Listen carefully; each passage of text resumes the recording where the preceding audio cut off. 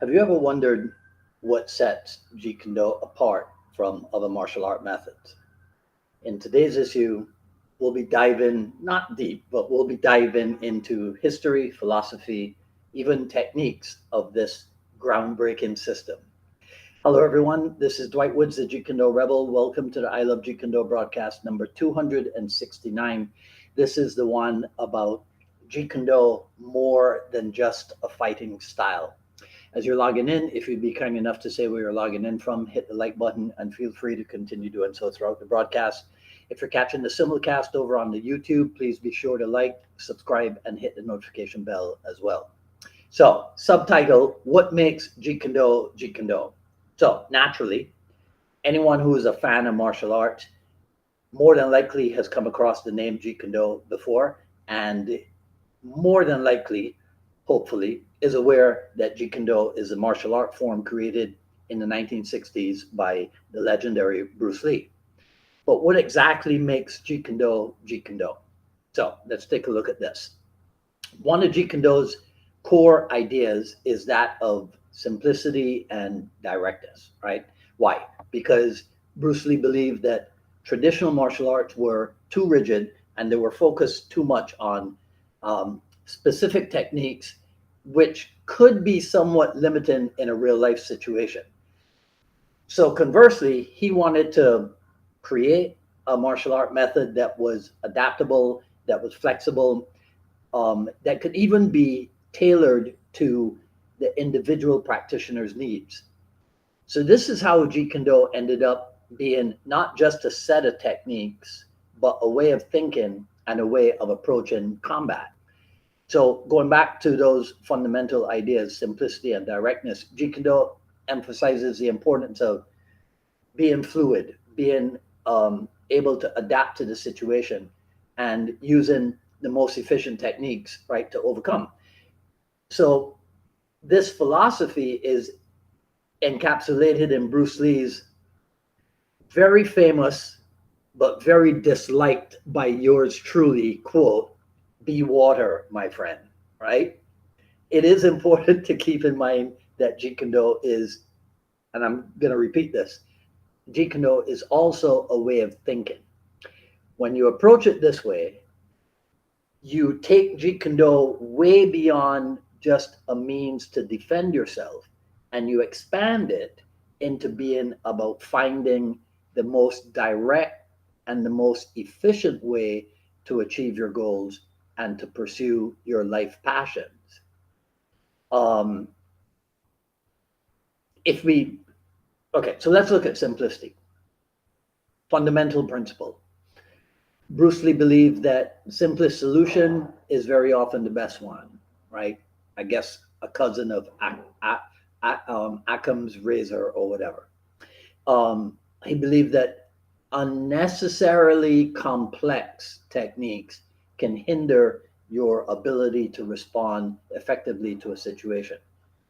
Thusly, Jeet Kune Do techniques are kept simple, streamlined, with a focus on using, let's say, fewest number of movements to achieve the desired result. Another key principle, adaptability. You guys know the famous sign, all fixed set patterns are incapable of adaptability and pliability, right? Bruce Lee realized that every situation can be unique and that there's no one size fits all solution in self defense situations.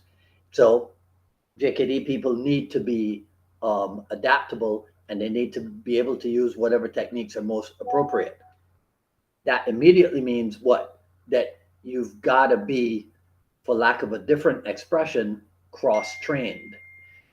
Requires a deep understanding of the principles and the concepts that underlie Jeet Kune Do, as well as the literal, sometimes, ability to think quickly on your feet and respond to changing circumstances. Another principle, non attachment. Jeet Kune Do emphasizes the importance of not being attached to any particular way of doing things, any particular art, any particular technique. Instead, focus on what works best for you. So that leads us then to what? The idea of personal expression. So, unlike many traditional martial arts, Jeet Kune Do places a strong emphasis on personal expression. Bruce Lee believed again in the uniqueness of individuals and that everyone should be free to develop, let's call it, their own style. Because I hope you guys know that in JKD parlance, there came a time when the word style referred to an individual's way of doing a thing. So look at boxers. Everybody's jab, cross, hook, uppercut, bob and weave, slip, whatever, whatever. But you see different styles in the way that they move, right? So Bruce Lee believed in that and believed that people should be free to express themselves through their martial art practice. So this is something I said last week, but it bears repeating. In the 1960s, no one, or at least nobody as well known as Bruce Lee, was advocating for freedom inside of martial art training methods. Everybody else was busy doing things the way that they had always been done in their particular system, meaning that even on a technical basis, people were doing what they had always done. So karate people were karateing, it's a word. Judo people were judoing. Kung fu people were kung fuing. Boxers were boxing. Fencers were fencing. And now along comes this character, Bruce Lee, who rejects the classical karate, rejects the classical kung fu stuff, and advocates for looking at whatever makes sense to you and incorporating it into your approach. In his case, Wing Chun, boxing, and fencing. He keeps the economy of motion idea from Wing Chun, along with somewhat the trapping and the straight punching.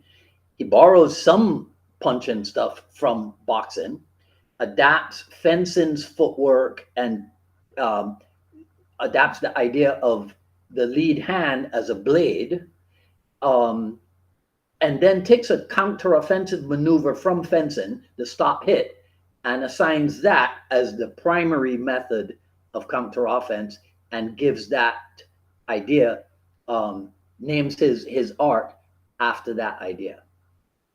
His training methods also were not necessarily found in the traditional martial arts of that era. Bruce Lee opted for shadow boxing to develop technique and footwork and timing, as opposed to what? The vaunted practice of the kata. He borrowed the idea of using focus mitts from the boxers. Now, boxers use focus mitts for speed and power and accuracy and whatever, but for their punches. Bruce Lee adapted it for kicking as well. Started using the heavy bag from boxing, and then Dan Inosanto introduced him to the idea of using the blocking shields from American football. Um, he also adapted protective gear, right?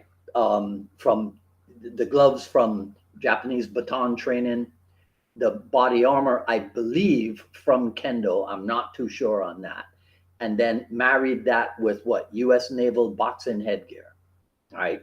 And now we're doing full contact sparring.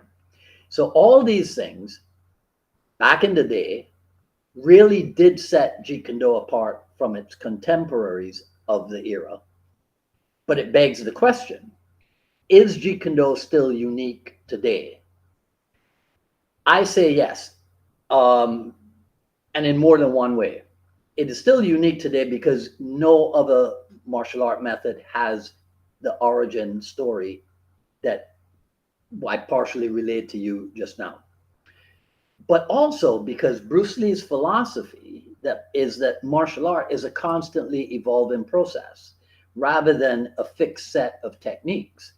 This philosophy, I think, is what gives Jeet Kune Do its distinguishing characteristic. Um, this approach encourages practitioners to constantly explore, experiment with new techniques and strategies, and that ends up making Jeet Kune Do highly personalized that can be adapted to suit the individual's needs. So that is my take on that for today.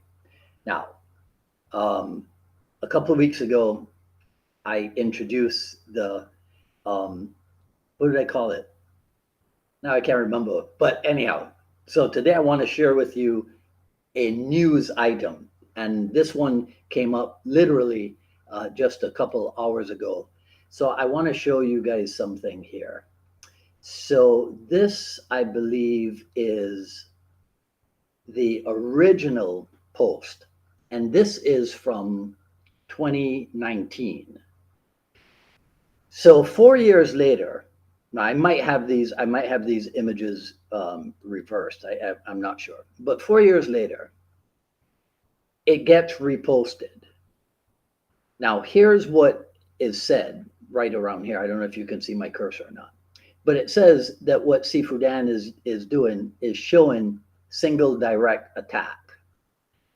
Now, 4 years ago, it was pointed out that to say that he is showing single direct attack is inaccurate, because what he's really showing is Lin Sudaida, simultaneous offense and defense.